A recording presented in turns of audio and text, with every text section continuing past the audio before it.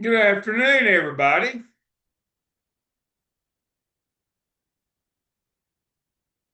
How is everybody? Y'all had a whole week off. Y'all ought to be raring to go, ready to get after it tonight after y'all didn't have to listen to me rant crazy old man last week. I'm on fall break as of today, so I'm fine. Good for you. You are doing fine. That's great. There's Dr. Maraglia. Hey, I hope everybody's doing well.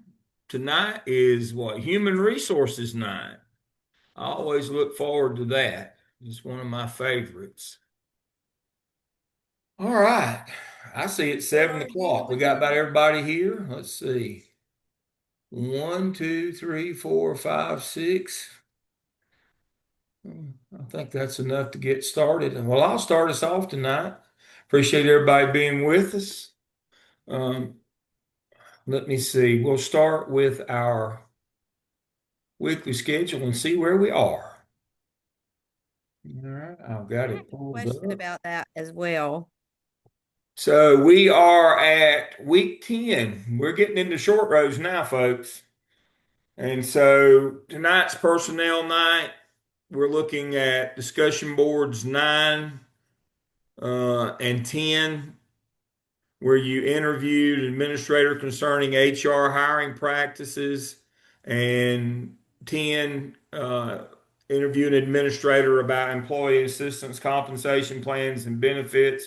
You should be wrapping up your OMA. Courtney's our star of the night. She's already submitted and had her skip evaluated, so she's way ahead of the game.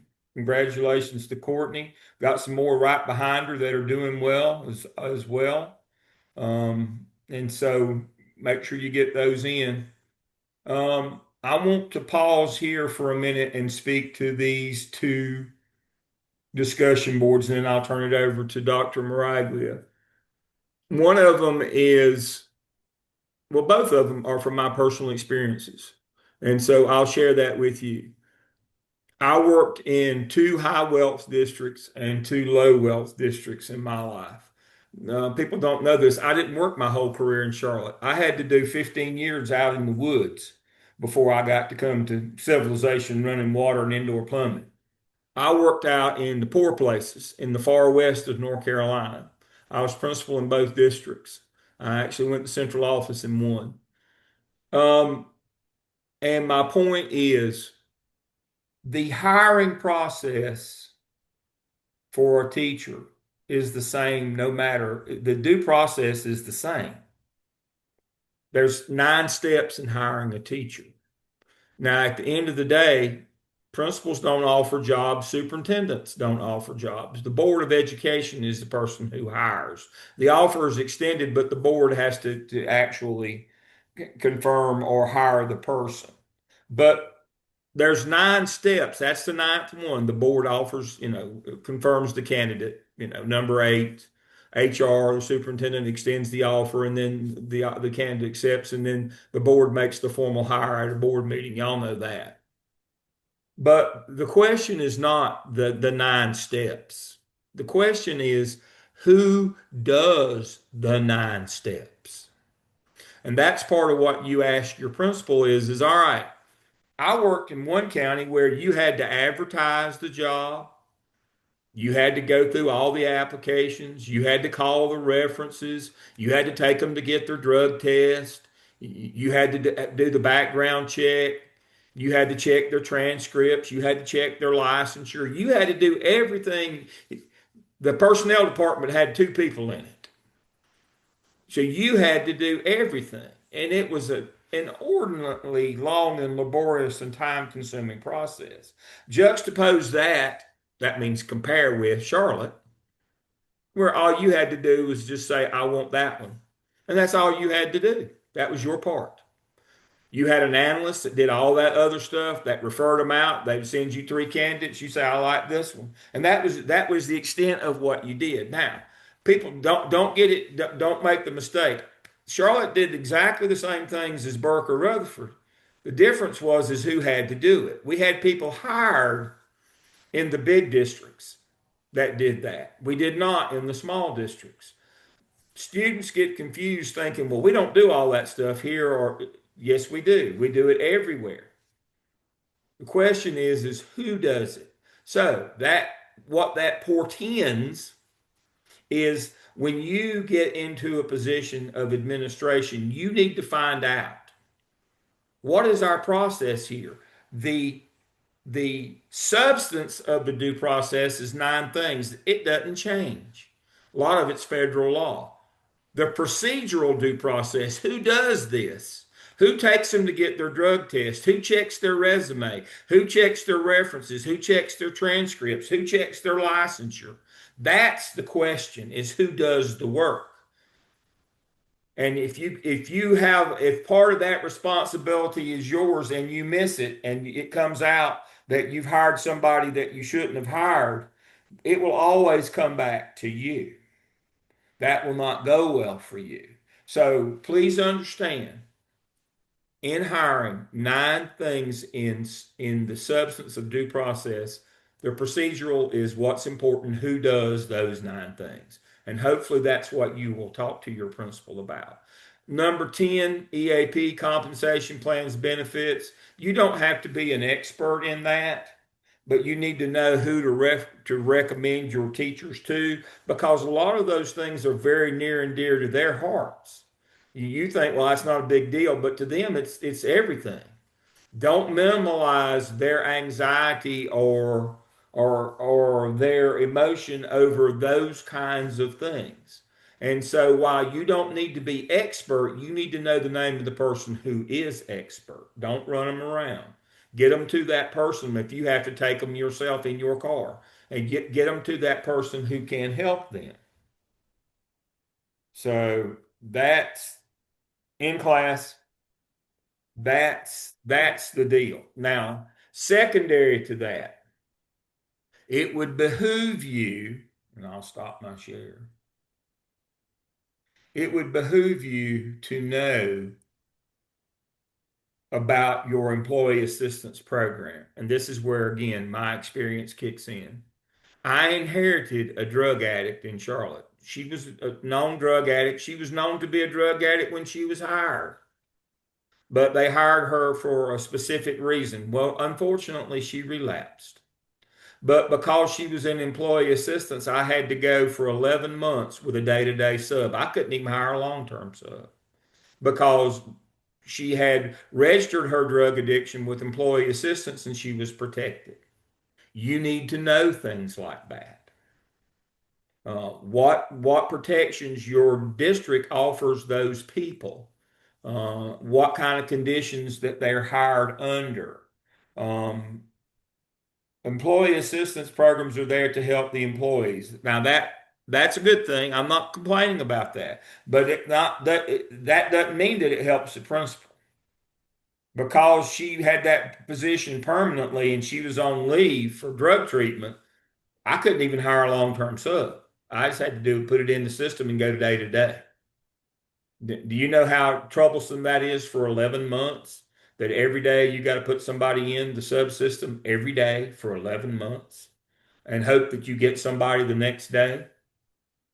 Uh, and then that you're just paying them day-to-day sub pay. You're not likely to get somebody on a regular basis because people that want long-term work will take a long-term sub and get paid more. So it would behoove you to know what your employee assistance, especially in those kinds of cases and leave of absence, what kind of local policies you have on those kinds of things. That's all through employee assistance in the human resource department. So those are the reasons why I always make sure that I highlight those from personal experiences. You can get yourself in trouble over hiring if you don't do all the things you're supposed to do. Um, and I know it's time consuming working through all those things. And also, I'm going to do the reverse of that and then I'll be done. If you're in a system where you don't do all that stuff, you legally better not be involved in it. In Charlotte Mecklenburg, you better not take resumes from people. You better not be talking to people extemporaneously outside of the system. That is not allowed. That is not part of your job. Where in one district you're required to do it, in another you're prohibited from doing it. You need to know the rules in your district. If your district has a HR department that handles all that stuff, you are not by law to be involved in that. So that's kind of what those two discussion boards are about. Dr. Maraglia, I'll let you pick up from there. Well, that ties in exactly to one of the points I was going to make that LaFaith made in her discussion posting for this week. She mentioned that her principal does background checks, and I was going to exactly say what you did about it really depends on the district because again, I've had my career in Charlotte Mecklenburg and I did not have to worry about things like that because we had the HR department who handled it. Even though right at the time I retired, I do think Dr. Lamb, it was changing a little bit and they were putting a lot more of the burden on principals Hmm. for things that they had to handle. Um, and I also wanted to point out that LaFaith mentioned local funding to be able to provide higher wages for, your employees in your district, which goes back to conversations we've had about Leandro, that wealthier districts, sometimes they can have local monies to pay folks a higher stipend or however they handle that. So really good points there, LaFaith. And I also wanted to point out, Courtney mentioning you have to make sure that you're adhering to district, state, and federal policy, which again, whether it's your employee assistance program, whether it's the hiring, the background checks, something else in Charlotte Mecklenburg that we were never allowed to do, we could not offer a position. The way it was handled, we went through the interviews, we made a recommendation to human resources. They in turn then called the candidate with the job offer.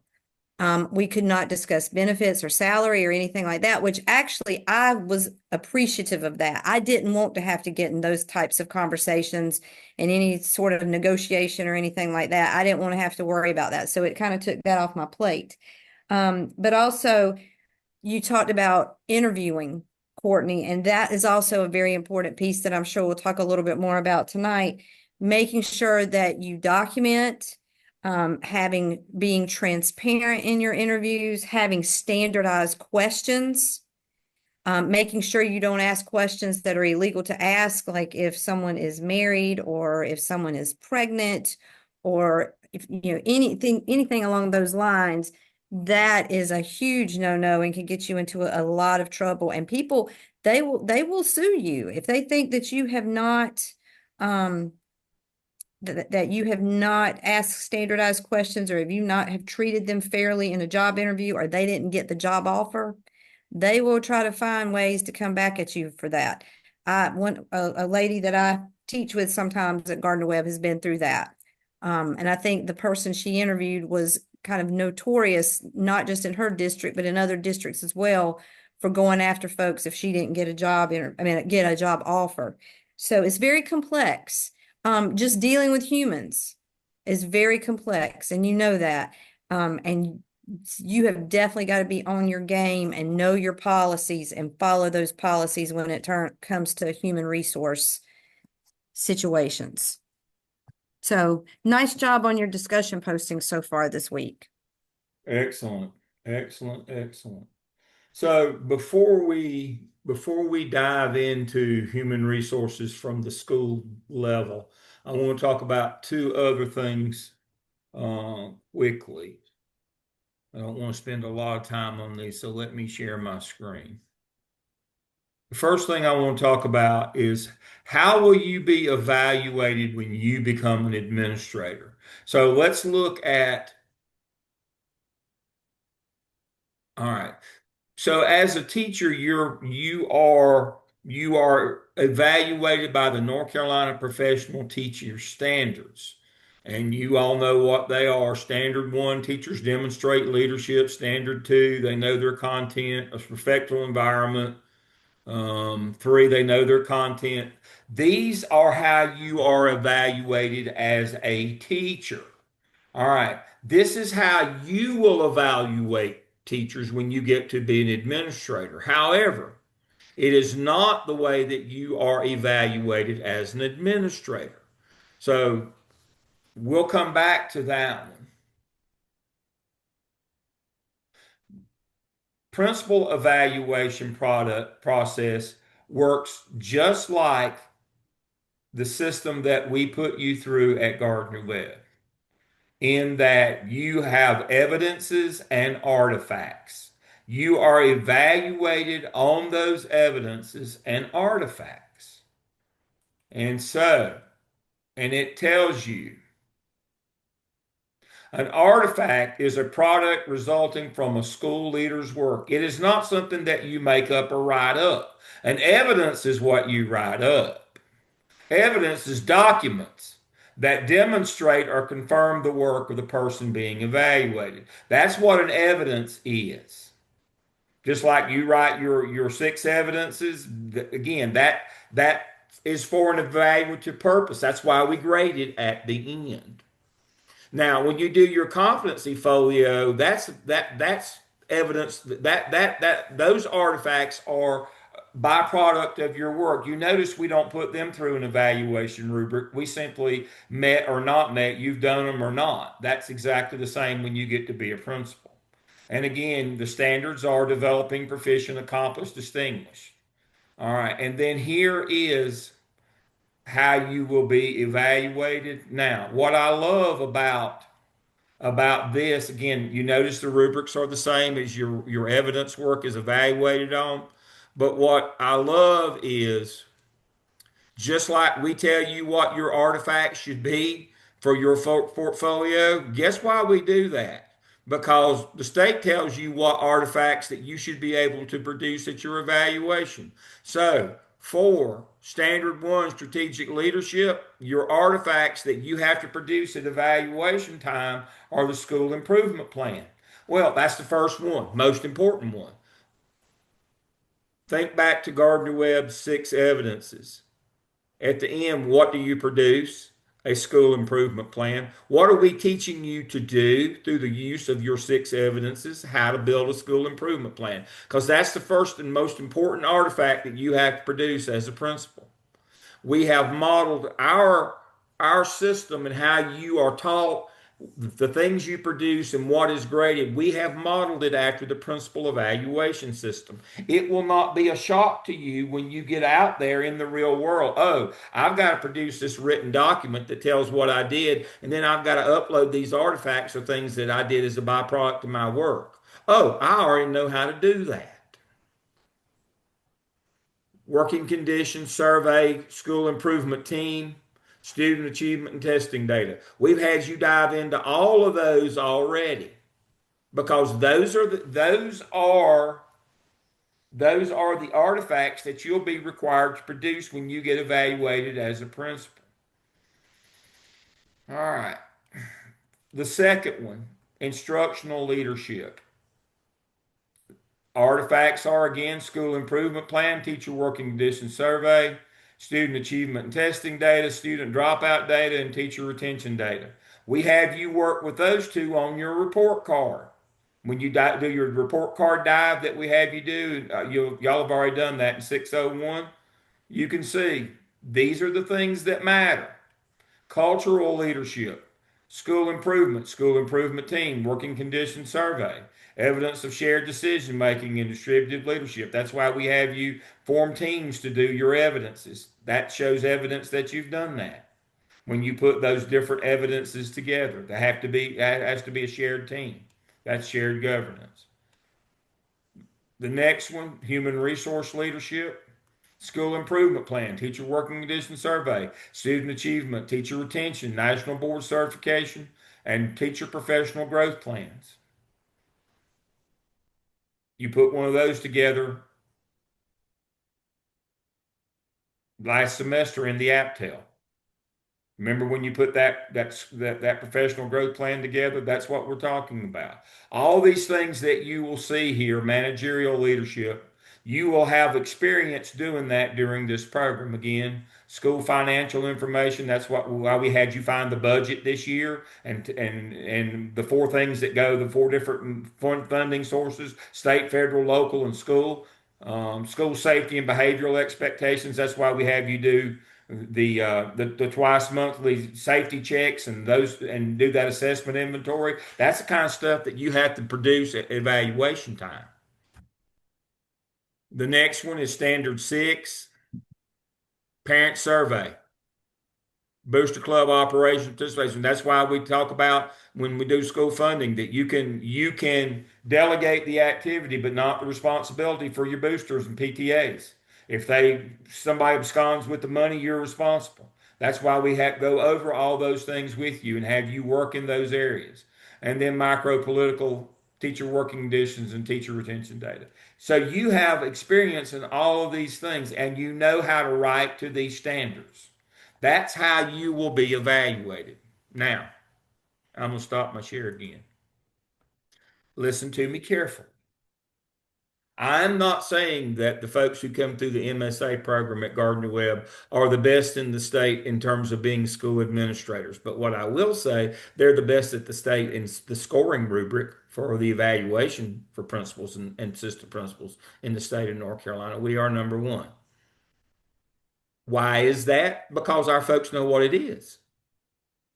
Now, again, I'm not saying that makes you the best. It gives you the opportunity, but the DPI releases the data yearly on the scores, and I can show you that our folks well exceed the state average in all categories in terms of being knowing what in their formal evaluations because they know how the system works and they have experience in using that system.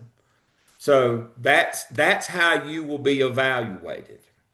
And I don't have to spend a lot of time on it because we design it so that you lived it. You know through your evidence and artifact work, you know what's expected of you in this program, and that's the same expectation your district will have of you when you get to be an assistant principal or principal in your district. Dr. Maraglia, you want to speak to artifacts? Well, I agree that when you talk about them being a byproduct of your work, and I know that in my experience, you don't always have teachers that bring you artifacts when you are evaluating them, but they are always required for a principal or an assistant principal Mm-hmm. position. Um, and we also typically have to do a write-up as well Mm-hmm. that is focused on each standard. An And evidence, which is a yep, you have to written do your document. That evidence is correct. for each standard. And it's a little bit like when you rate yourself at the beginning of each year, when you take the actual evaluation instrument and you rate yourself at the beginning of each year. Your principal and assistant principal, they may review that, they may not. It's because it's not actually a requirement for them to, and it's just where you think you are. But for your evidence, you will write up what you've accomplished, what you've done this year. And you want to try to address all the issues in each standard.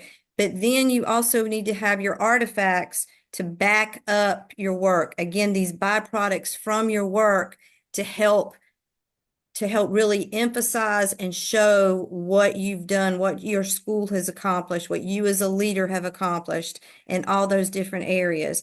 And so it's very, very important for you to keep your documentation, to keep your records, and continue to look back at your evaluation instrument and be familiar with it. You know the teacher evaluation instrument. You've been evaluated on it for years, but you need to make sure you learn that new evaluation instrument as well, because you need to understand how they are going to evaluate you and understanding the ramifications if your evaluations are not where they need to be, and you don't want to be at that point. But again, as Dr. Lamb said, it's the way this is set up, you know how to do that. I've been reviewing your evidence at work.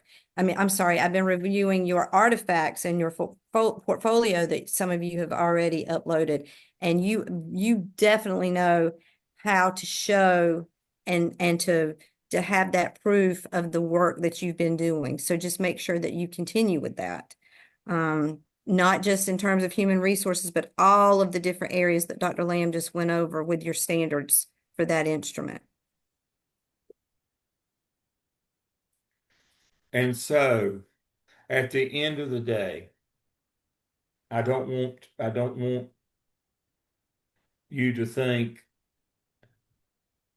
that you have to be the person that stands on the corner and blows your horn all the time. Hey, look at me. But again, evaluations matter.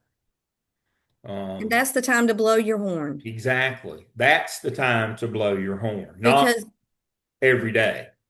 right. But the thing about it is, because I can remember as a principal, there were very few times that anybody from downtown came in my building. And I would think to myself sometimes, how do they know what I'm doing? They don't Mhm. ever come in here. Right. And so they don't know. And it is impossible for them to know every single thing that's going on in every single building. And so that's on you to toot your horn. And there's absolutely nothing wrong with that when you have the products to back up what you are saying. Have your artifacts to back up that all the evidence work. And then you would be in a really great place and they can see what you're accomplishing and what you're doing in that building. Nobody ever picks up the phone and calls the central office and says, "What a wonderful job you're doing." The Mm-mm. only thing they ever get is the negative. You have to be able to counterbalance that, is what we're saying. So when you get the opportunity, now, on a personal note, and this is kind of an odd thing, but what I find is some people, what they do to toot their horn is they go to every time there's a meeting at the central office, they're there, whether they need to be or not. And they think that, the more that I'm there, the more they see me, that, but that's not the work of a principal or assistant principal, is not at the central office. You need to be able to show the work you've done out in your building. Coming Mm-mm. to a meeting at the central office is not work. That is not your job. I've seen way too many folks who think, well, the more they see me, the more they'll think about me. Yeah, why aren't you out in your building working? That's what I think. Why are you not out in your building working? Every time the door's open here, we can't cuss the cat for you. You come running in. Uh, Every time the door's open here, you are at central office. We didn't hire you to work here. We hired you to work out in the building. I've had to tell people that too, by the way. You know, you can let a meeting go by without you being in it. The world won't stop if you miss a meeting here at the central office. The only one you really need to come to is a monthly principals meeting. Other than that, all the rest of this stuff, send somebody else. I prefer you be out there working. Here's some things that I can, if you don't know what to work on, I've got some suggestions for you. I can assign you some tasks. If that's your problem, you don't have anything to do. And so let your work speak for you, your evidence and your artifacts. That's what we're telling you is. And it's not being self-centered or overly ambitious to want to make, to do well at evaluation time. If you don't keep your job, nothing else matters. I mean, our job is to keep you from losing your house, keep your job. Big part of that is understanding the evaluation system and being good at it. And that's one of the things that our folks are really good when they leave us. They understand evidence and artifacts and what's going to be required of them. All right. I want to talk about professional growth plans, and I want to talk about it before we get into our slideshow tonight. I want to talk about it from the perspective of how to build one, not as a teacher, but how to build one for your school. So under tonight, some of those things won't open. I don't know if it's just me or whether Blackboard seem to be having a problem tonight. But one of the ones that will open is the MEL 602 EVOS plan. Now, I've gone over EVOS with you before, and I'm going to touch on it again and again. Um,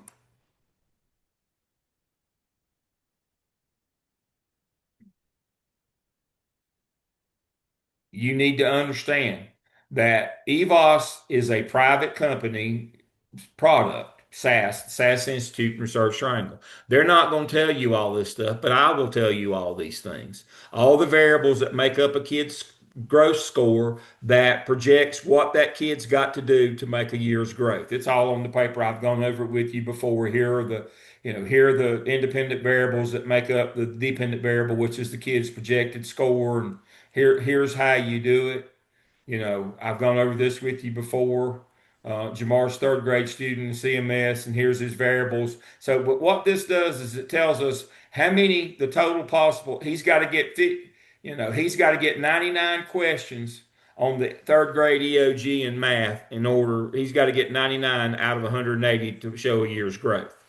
And we know that what we're looking for is for 85% of a teacher's kids in their room to make growth. And we're looking for, as a school, for 85% of the teachers in the building to make growth. And that growth score is on the report card. If you look at the report card, we looked at it before, we'll look at it again. Um, we'll do one of the places where I used to work. Let's do that.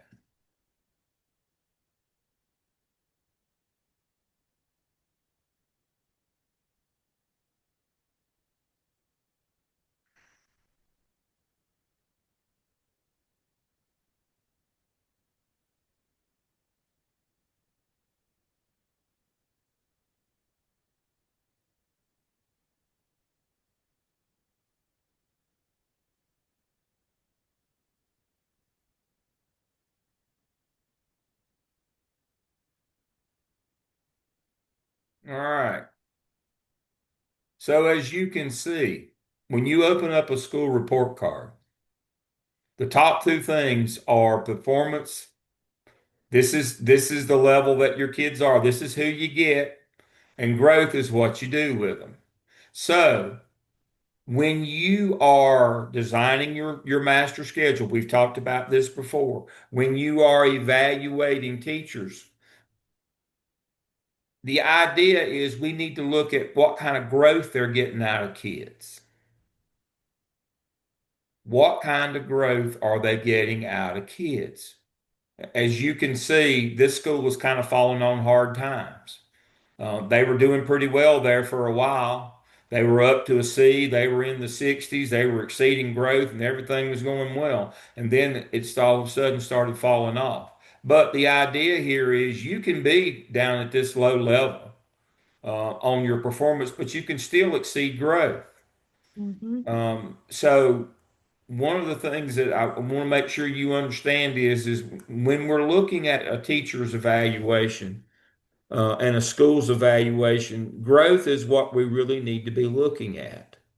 Um, and we need to be designing our professional growth plans for our schools around the teachers that are getting growth and getting support to those who are not getting growth. And so if we go back to that school-wide plan, here is mine. I call it MTSS for teachers.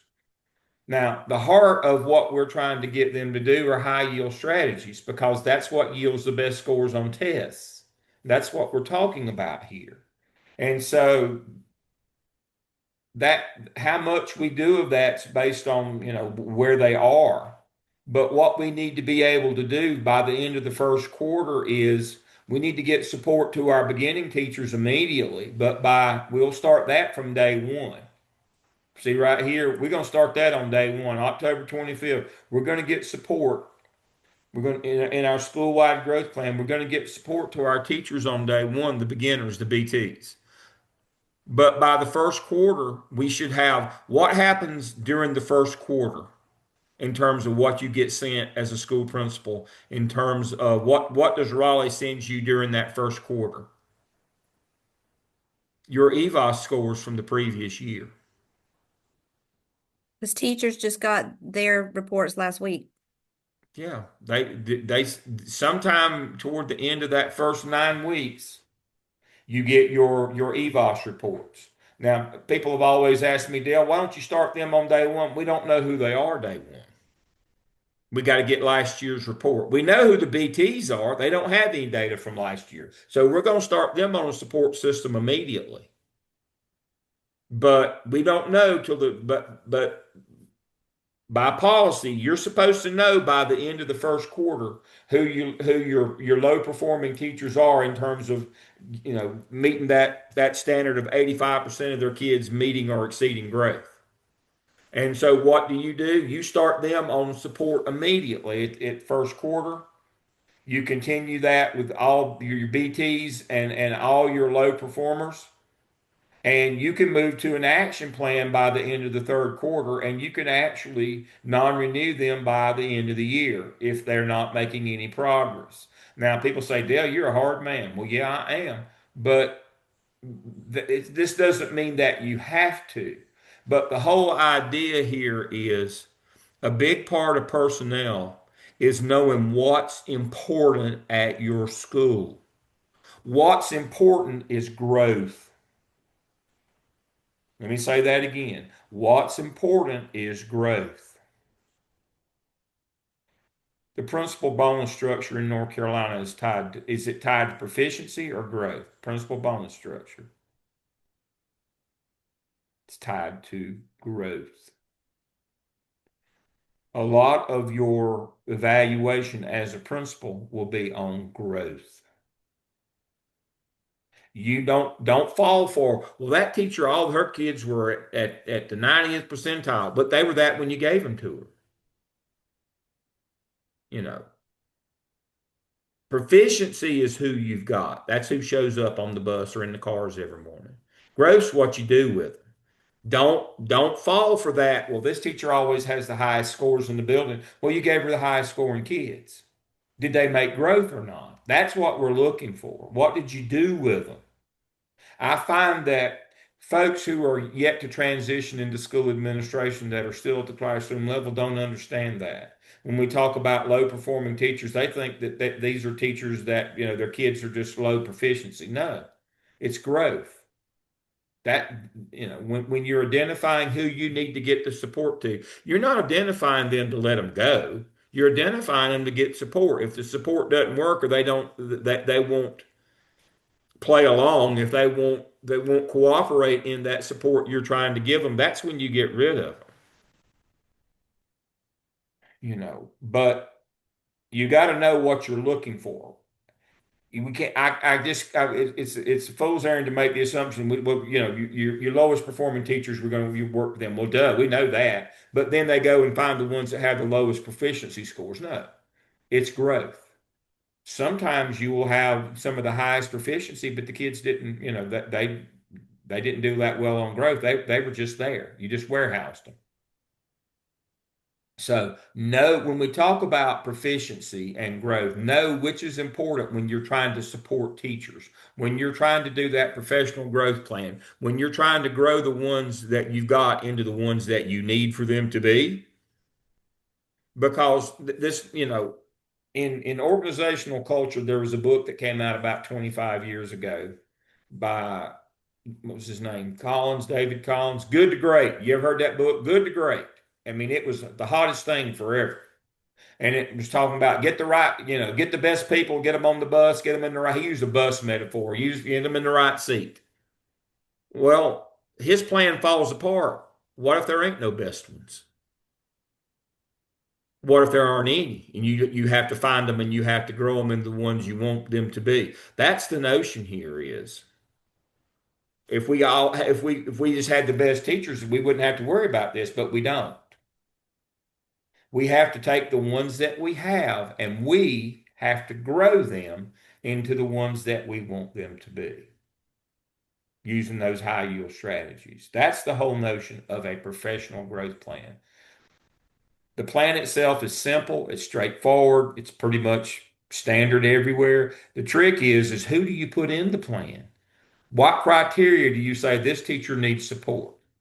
Don't fall for the banana in the tailpipe gag of proficiency. It's growth. If they're not getting growth, that's who you need to work with. That's who you need to put into the process. The teachers who aren't getting growth. All right. So let's look at that cycle. Again, I always try to credit people's work. Dr. Griffith Jordan works with us sometimes. She put together a couple of really good slideshows. I'm going to do one of them in terms of what is the cycle at the school level. What is the cycle for human resources? And I'm going to use this one. Managing human resources. All right. Your job is to recruit, hire, evaluate, support these people. That's the circle of life. What we're talking about, we've talked about hiring, we talked about, the evaluation, the support. The support piece is what we're talking about when we're talking about getting that professional growth plan. See, all of those are part. That recruiting piece, going to job fairs, you know, taking resumes, being interested in people. That's a big part of it now too. So this is the circle of life in human resources at the school level that you need to be aware of. First thing is hiring. We've talked about that before. When you have a vacancy, you know, this is those things I talked about. The substantive due process, the things that you have to do. Here they are. And again, you need to know what your part in this is in your district.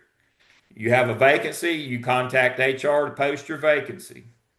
All these things have to go into it. Somebody has to review the candidates, determine who will be selected. Then somebody has to do the candidates. Somebody has to do the references. Um, and then somebody has to do all the background stuff, the licensure check, all that stuff has to be done.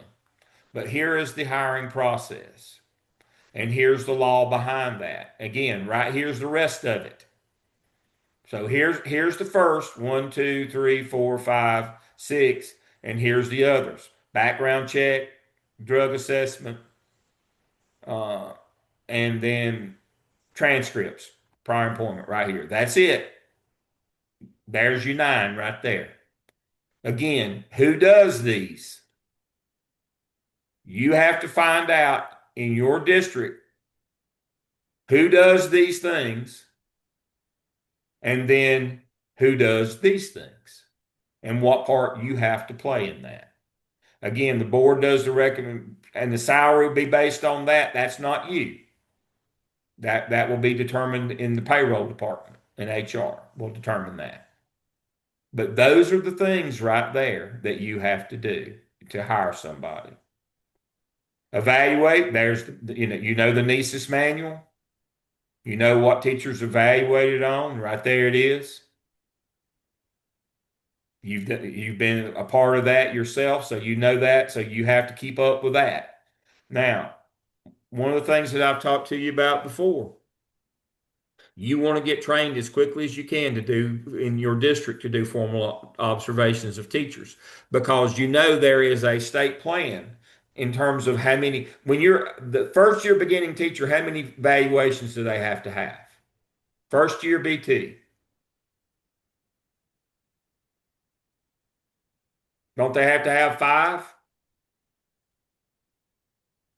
Yeah. Diamond? I had three and a peer. Yeah. Yeah. So you had four. Yeah. And so generally you have three formals, a peer, and kind of like an informal for five. Um, so I think they just count that as four, but I counted as five. And then your summative. Yeah, I counted as five.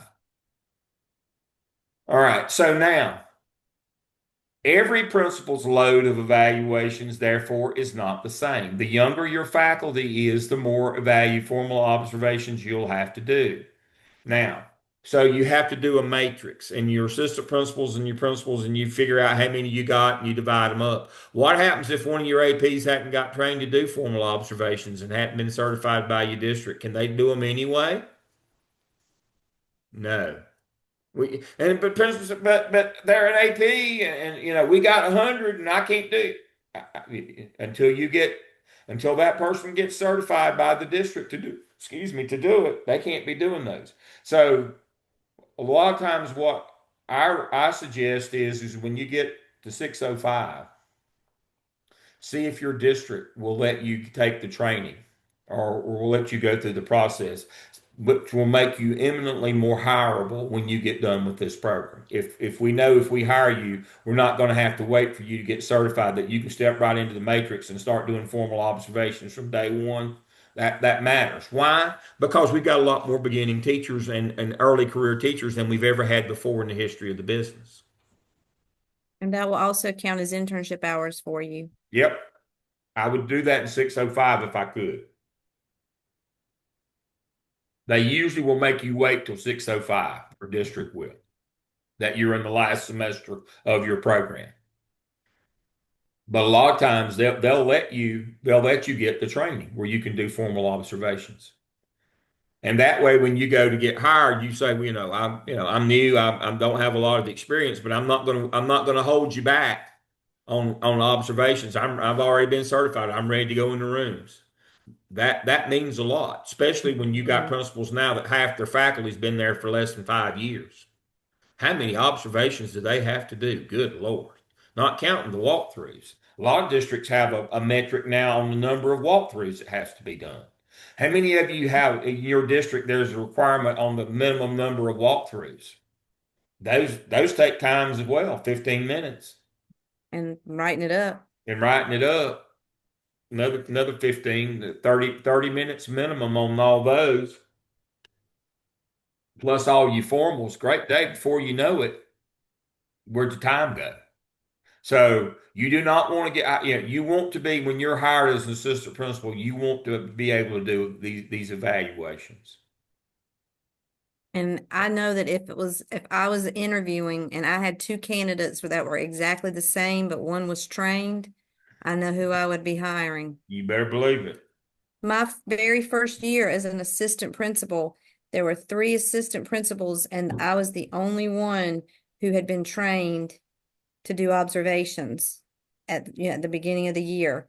And there were a lot of other things that those two assistant principals were not able to do as well because they had not been trained. And so my principal and I had to divide up a lot of the responsibilities among ourselves. And I ended up that first round, I did every one of the observations myself. And it wasn't that he wasn't doing things, he was doing things too, but it was just how we kind of divvied it up. You don't want to have to do that. That's not fun, especially in a middle school when you got a lot more people than you do in an elementary school. Couldn't even imagine a high school. Yeah. So this would be worth your time. hmm And here's another part of that load as well that folks don't, if you've not done it before, that you don't understand. You don't only just have to do your teachers, you have to do all the other people in your building Mm-hmm. too. Teachers, teacher leadership specialists, that would be like your coaches or facilitators, media coordinators, technology, instructional technology facilitators, school psychologists, social workers, school counselors, and school language pathologists. And they do not have, you know how you have formal and informal observations? You have your abbreviated observations if you are at a certain point in your career. Unless things have changed in the few years that I've been gone from CMS, other than teachers, all of these other positions, they do not have abbreviated observations. There you They go. have to have full observations for each one in the school year. Like you kind of are feeling pretty good when you have a lot of abbreviated observations and you're like, I can knock these out. These aren't too bad. But all of these folks, they do not have that. So you need to be aware of that as well. They have their own special form and they are very lengthy. Yeah. Diamond. So question about the observations. So when I came to Northeast this year, I was really supposed to be on abbreviated. They moved me back to comprehensive. Is that like a school thing or you looking to me. I get like 4 this year when I was on abbreviated because I Because renewed you like went two to a years new ago. school, that's standard. That is standard. Okay, that's what I was wondering. I was like, I didn't know if it was okay. Yeah, as long as you stay with your current building or the current principal, you can stay on abbreviated. But when one of the two changes, most district immediately go back to the full. If you change principals or if you change schools, that the abbreviated is you know me, I know you kind of thing. That's a hookup. But the Okay. hookup goes away with the new principal or the new school. Yep, Okay. that's exactly right. And so, as you can see, with this extra load, especially if you're in a place that has facilitators or coaches or whatever, I mean, this can be quite a lengthy list on top of your teachers that you have to do these evaluations on. So it's real important that you get certified so that you can step in and do your part. Um, And let me just say one other thing.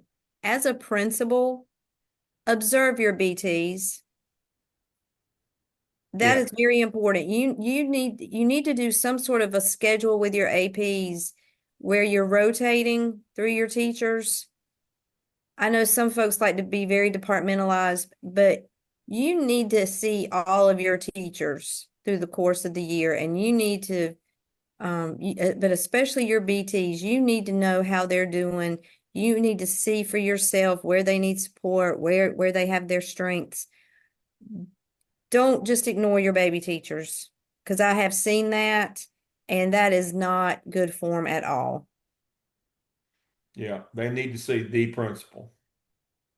They need to see the principal. As I pointed out earlier, and I'm highlighting again, Standard 6 on teacher evaluation is EVOS. Um, this is what I would use to decide who got that and that professional growth plan, who got that support that we're talking about, that one-on-one, that mentoring, that person that goes to their room and works with them. Um, sometimes you have to unbalance your schedule. So you don't want the teacher and the mentor with planning at the same time. I know that sounds crazy. You want it where if Dr. Maraglia is my mentor, she can come watch me when she's on planning. She can come and watch me while I'm teaching and vice versa. If we have common planning time, the problem with that is we're both just sitting there in the lounge talking to one another every day. I need to see her teach so I can learn by watching. And she needs to come and see what I'm doing on a regular basis. So again, Standard 6 EVOS, that's who you should be getting. You're looking at those scores for where you need bang for your buck on your local professional growth plan when you're using your own faculty to try to support these folks, to get them support in their room. This is what we're talking about. Standard 6, the growth. Are they getting growth from their kids? That's the ones you need to identify to get the support to. How often, again, it talks about this. Um, standard, um, formal with a pre-conference, two formal or informal, summative, abbreviated, comprehensive cycle. Right here is what I was talking about. 5 new teachers is 3, 1, and 1. Right there, that would be 5. So right here is how it works. And again, these people right here have to get evaluated as well. That's another that throw another log on the fire here. You have to do your data manager, your record specialist, bookkeeper, office manager, receptionist, administrative assistants, instructional, teacher assistants, custodians. And generally, your district has a form, and some of them are different for every one of them. You have to do those as well yearly. So before you know it, you see what a burden this is. And so if you can walk the door and say, I can help with this, you're a lot better chance of getting the job than if you say, I'm part of the problem instead of part of the solution. Mhm.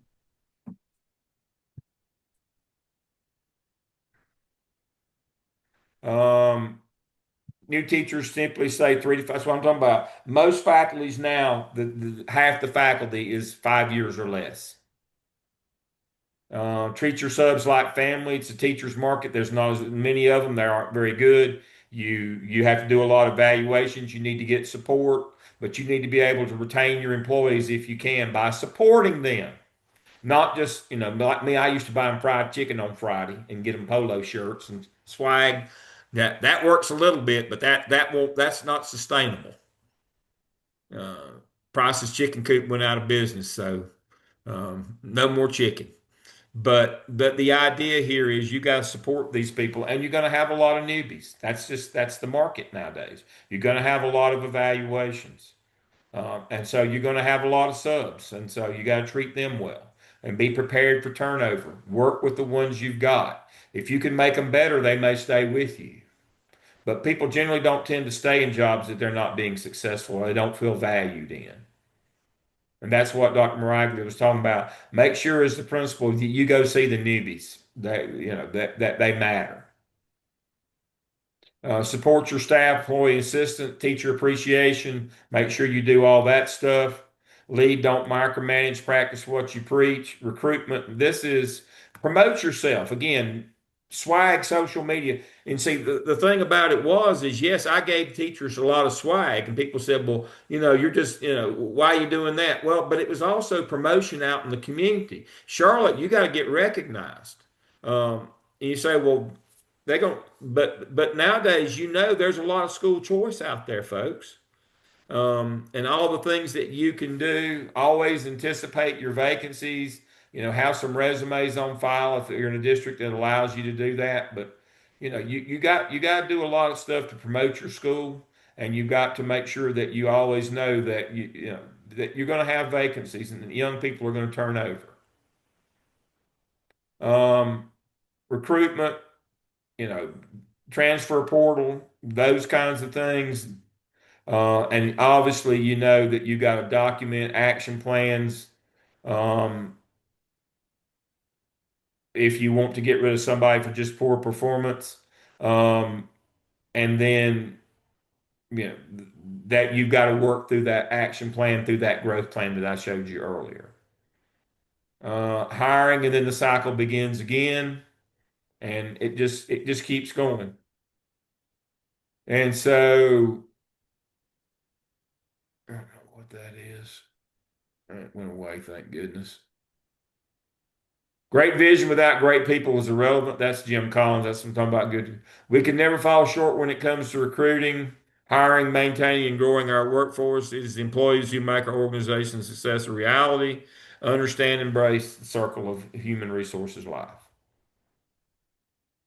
And so it's a cycle. It's a circle. But there's some things that you can do at the end to recruit, get good people, keep good people, work with them, support them.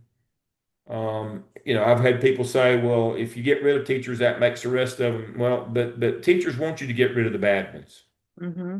They want they want good people to work with. They want people who treat children and their co-workers well. It's very important. But remember, human resources is all about the law, following the law, doing the things you're supposed to do, evaluating your teachers, hitting all those metrics, doing all the things that you need to do. Um, and the last thing tonight that I will talk about before I turn it over to Dr. Maraglia is the transfer portal. Um, and I'll share a story from one of my doctoral candidates. Well, she actually is not a candidate anymore. She graduated. Um, she called a teacher was in the portal that she had worked with many years before, and she was kind of, why would this teacher be in the portal? She's been at that building for years. And so she called the principal, small district, 14 principals, 1 and 4. All right. Um, oh, she just wants to change. And when the lady got there, it was, oh my God, she was an emaciated drug addict. Her friend, she thought that she called, dumped that on her, passing the trash.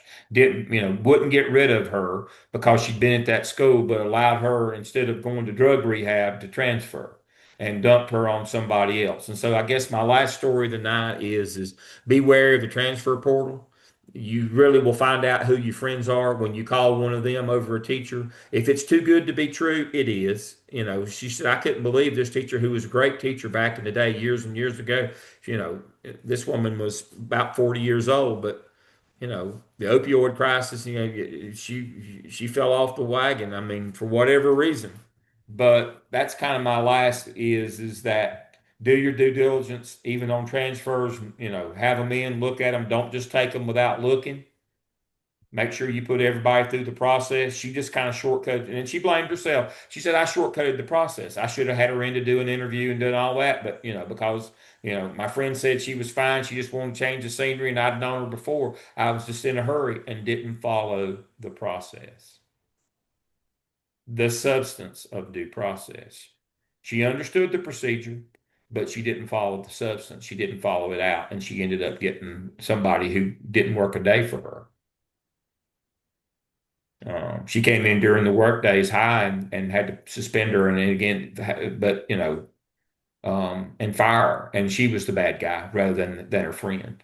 So remember, sometimes the people that you go to principals meeting with that have the same title as you, and you may even go to lunch with, they may not be your friends. Don't shortcut the process. That's what Jennifer learned. And I said, Jennifer, you didn't have me for school law, and that's why you didn't remember. She shortcutted the process. She did not follow, she did not call her in for an interview and do all those things. And she took a drug addict and transfer that never worked a day in her building. Started the year on leave, suspension. Started the year on suspension. So follow the process. Dr. Maraglia, close us out tonight. I see our time is up. I'm gonna piggyback on that from some wise words from our dear friend Mark Robertson. Piggybacking on what you said, all on the flip side, don't you be the one who's trying to send your trash to somebody else, because karma will come back and Oh, bite you yeah. in a big way. So that goes both ways. Yes. You got to protect yourself, but don't you do that to somebody else either. Mm-hmm. And my last thing is get your artifacts in. All right. All right. All right. So we'll see y'all again next week. So what's on next week's schedule? Let's look at that quickly before I we think go. it was facilities. So next week we're going to do facilities.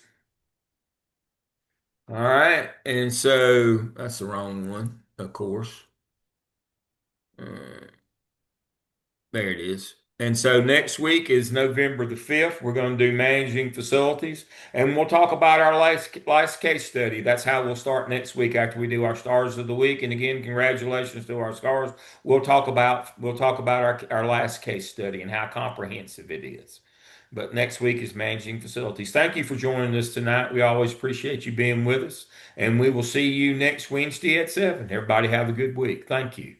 Good night. Night.